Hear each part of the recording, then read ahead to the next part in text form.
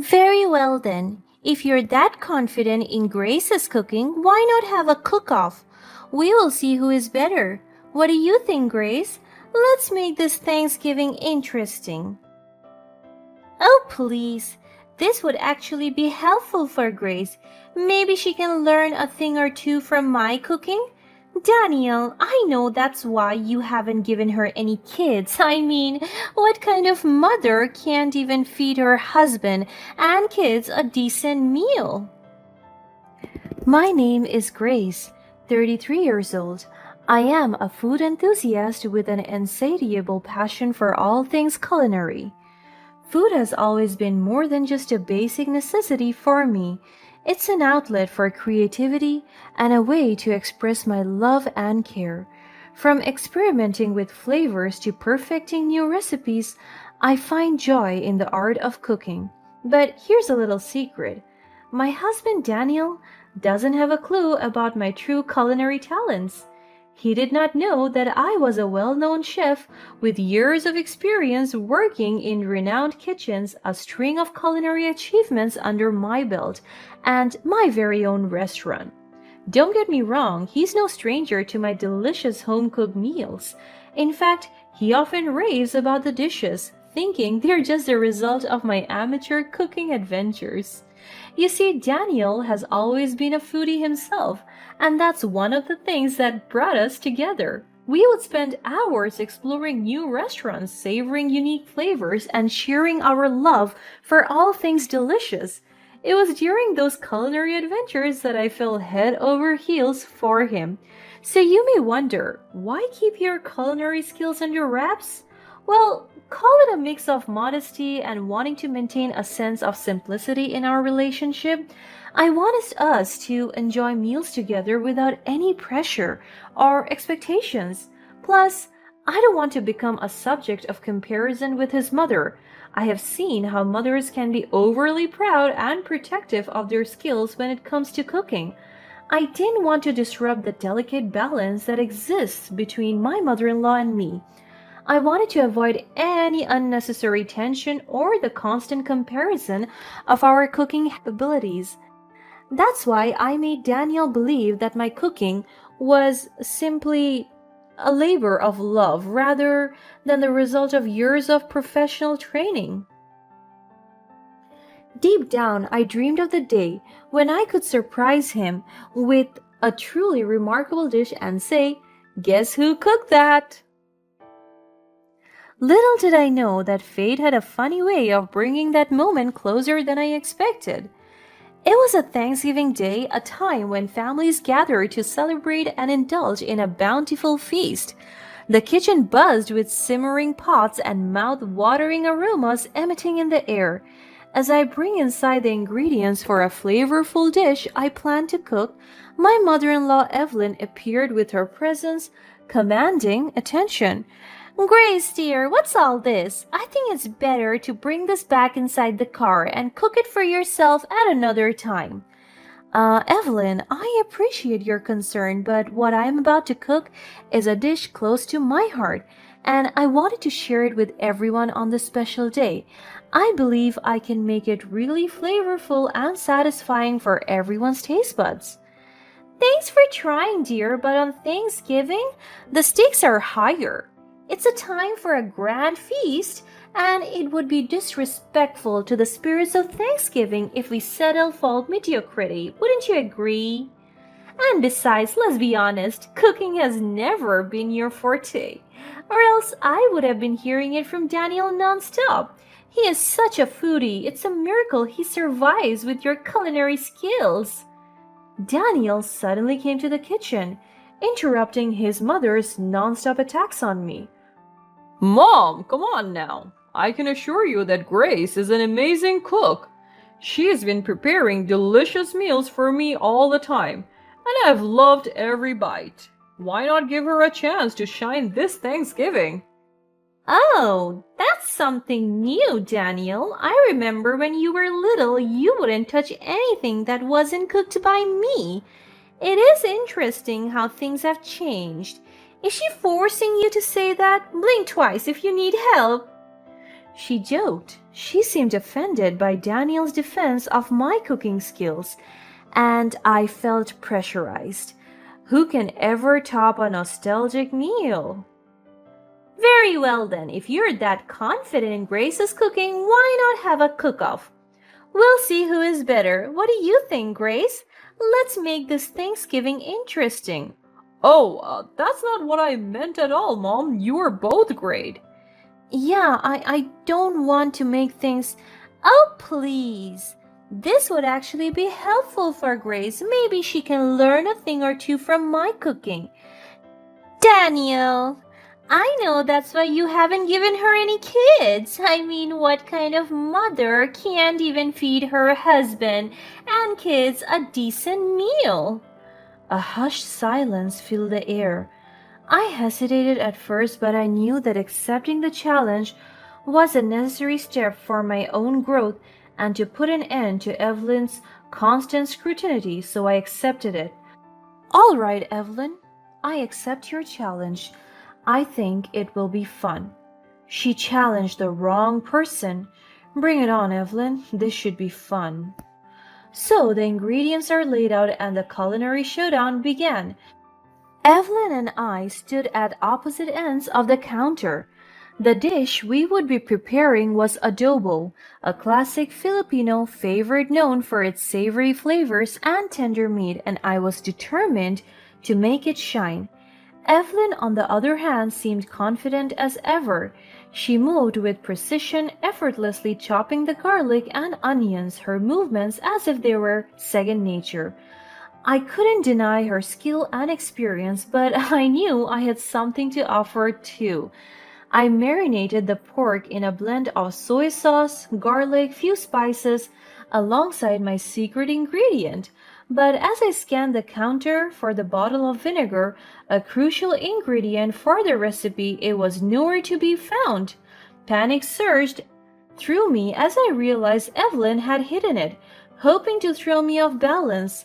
I couldn't waste time arguing with her because I know she will just deny it. So I refused to let it deter me. I took a deep breath and cast a glance around the kitchen.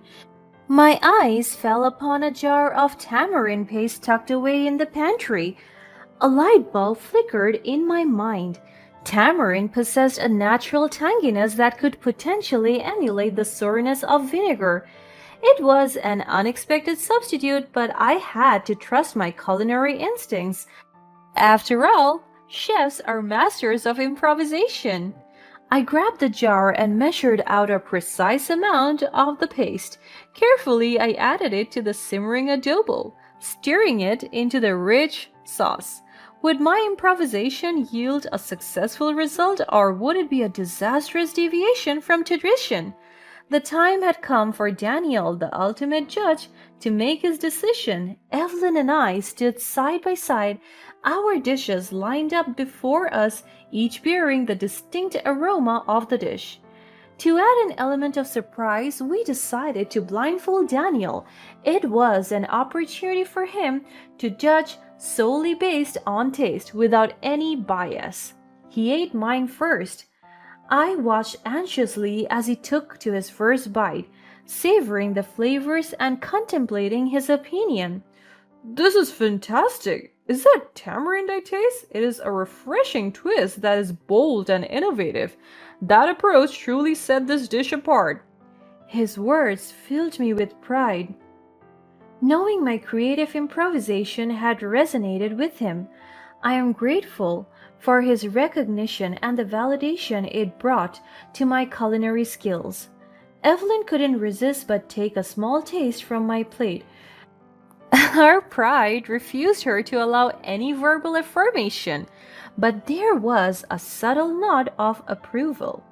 Next up was Evelyn's dish. While Daniel was taking a bite, Evelyn whispered to me, "You're not the only one with a secret ingredient up their sleeve." This is also good. The flavor is decent. Evelyn smirked, thinking Daniel's comment on her dish was better. What could she have added? She probably saw me improvising during the cook-off and felt pressure to add a twist to her dish. She whispered something to me again. Now, here's a tip for your meals, dear. Peanut butter. My heart skipped a beat as Evelyn's words reached my ears. As I turned to look at Evelyn, her eyes widened in curiosity. Daniel, stop eating now. Oh, that's such a sore loser of you, dear. Let him eat. It's peanut butter. Daniel's face already changed and he tried spitting what was left in his mouth. Discomfort clouded him as he coughed uncontrollably, with his allergic reaction becoming apparent.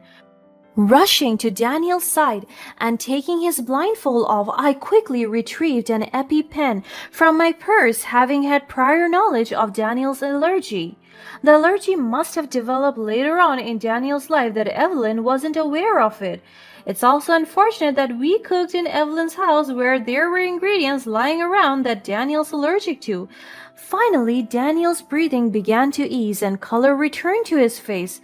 A collective sigh of relief echoed throughout the kitchen as we averted a potentially dangerous situation.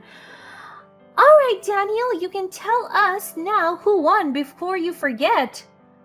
I was taken aback by Evelyn's insistence. Considering the circumstances, I felt inappropriate to continue the cook-off while Daniel was recovering. With genuine concern, I interjected. Evelyn, let's not rush things.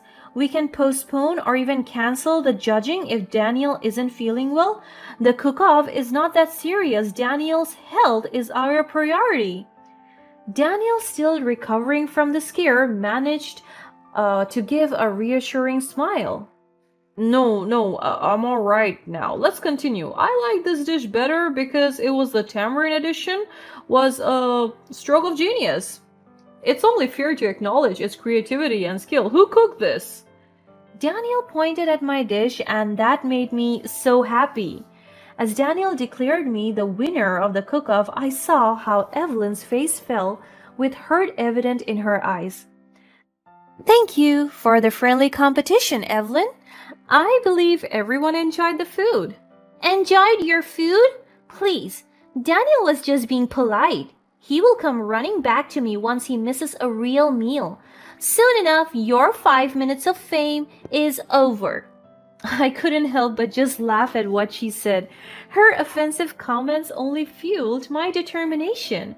After emerging victorious in the cook-off and receiving recognition for my culinary prowess, my life took an exhilarating turn. The aftermath of the competition we had has brought about unexpected changes in my life. Inspired by the success of my improvised adobo, I decided to incorporate the dish into the menu of my restaurant. I didn't know why I didn't think of adding it before, but thanks to that little cook-off, it was brought to my attention how the world needs to taste more of it. Word spread quickly about the twist I had added to the traditional Filipino dish, and soon enough, it became the talk of the town. Customers flocked to my restaurant eager to experience the flavorful dish. Positive reviews poured in, praising my culinary skills once more. The newfound popularity brought not only more customers but also financial success, allowing me to expand it. As my reputation as a skilled chef grew, so did my confidence. I decided to leverage my success and knowledge in creating a workshop aimed at nurturing aspiring chefs, where I would be sharing my expertise, divulging invaluable culinary secrets, and encouraging participants to embrace their unique culinary journeys. I aim to foster a supportive community in which its foundation is built on the principles of empowerment, collaboration, and lifting others up.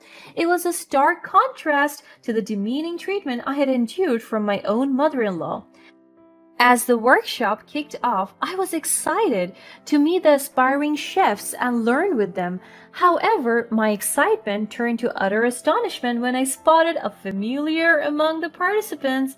It was Evelyn, my mother-in-law.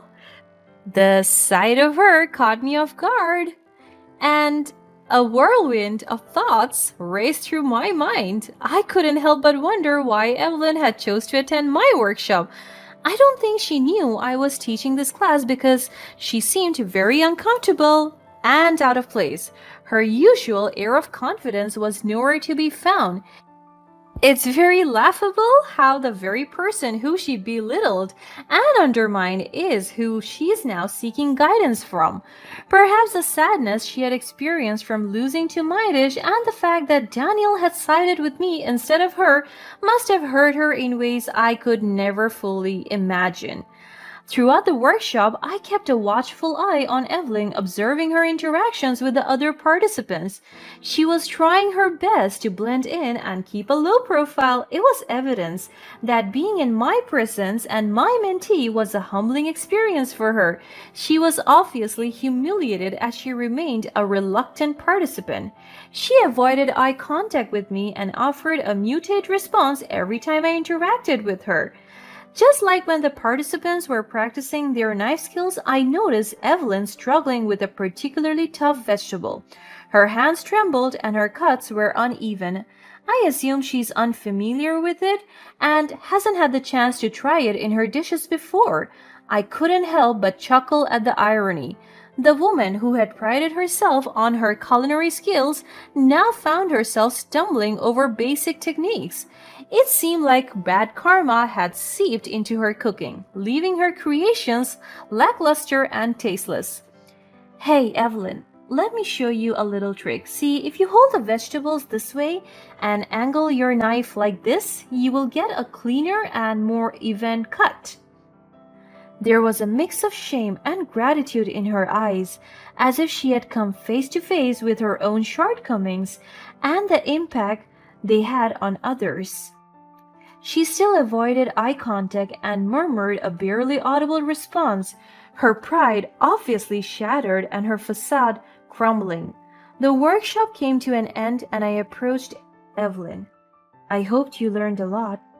Double meaning, of course. I left Evelyn to reflect on her actions with a mischievous grin across my lips. Walking away from that encounter, I felt a sense of closure and satisfaction. I had turned Evelyn's negativity into a catalyst for positive change, both for myself and others. And as for Evelyn, well, karma had come knocking on her kitchen door. Only time would tell if she would learn from her own mistakes. Maybe next time, she'll know that the best recipe for personal growth is seasoning dishes with a dash of humility and a sprinkle of kindness.